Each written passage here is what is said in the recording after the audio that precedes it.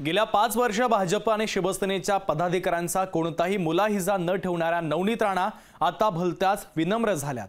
लहान आहे मोठ्यांनी सांभाळून घ्या अशी विनवणी नवनीत राणा करू लागल्यात। पाहूया।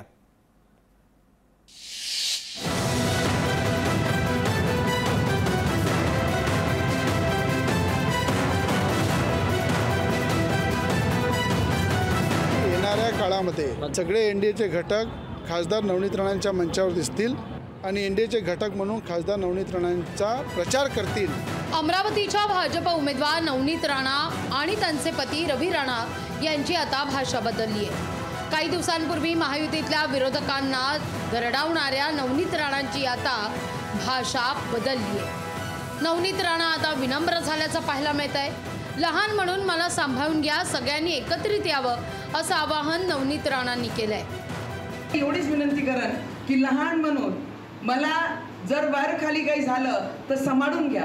परिवार आणि एखाद्या लहान व्यक्तींकडनं काही वर खाली झालं तर आपले मोठे म्हणून मोठा मान करून आपण ते सांभाळून पुढे आपल्याला जायचं। कारण 26 दिवस हा माझ्यासाठी नाही, माझी अमरावतीच्या विकासासाठी खूप महत्त्वाचा आहे।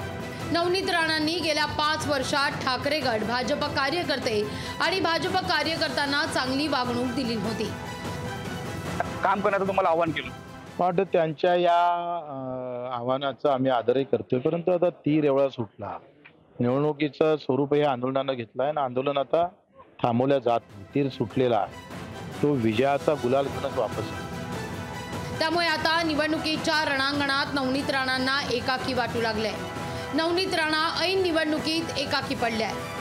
नवनीत राणांनी अमरावतीच्या भाजप नेत्यावरही टीका केली होती। शिवाय शिवसेनेच्या नेत्यांशी त्यांचे फारसे चांगले संबंध नव्हते। महायुतीच्या सर्वच कार्यकर्त्यांनी राणासोबतचे हिशोब चुकत करण्याची संधी साधायचं ठरवल्याचं सांगण्यात येत आहे। अमरावतीतलं जातीय गणित यावेळी नवनीत राणांविरोधात जात असल्याचं दिसतंय। त्यामुळे नवनीत राणांसमोर महायुतीच्या नेते आणि पदाधिकाऱ्यांच्या विनवण्या करण्याशिवाय दुसरा कोणताही मार्ग शिल्लक राहिलेला दिसत नाही।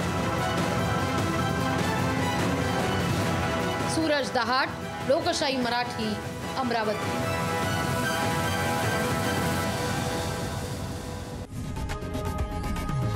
लोकशाही मराठी ऐका, पहा, जागरूक रहा।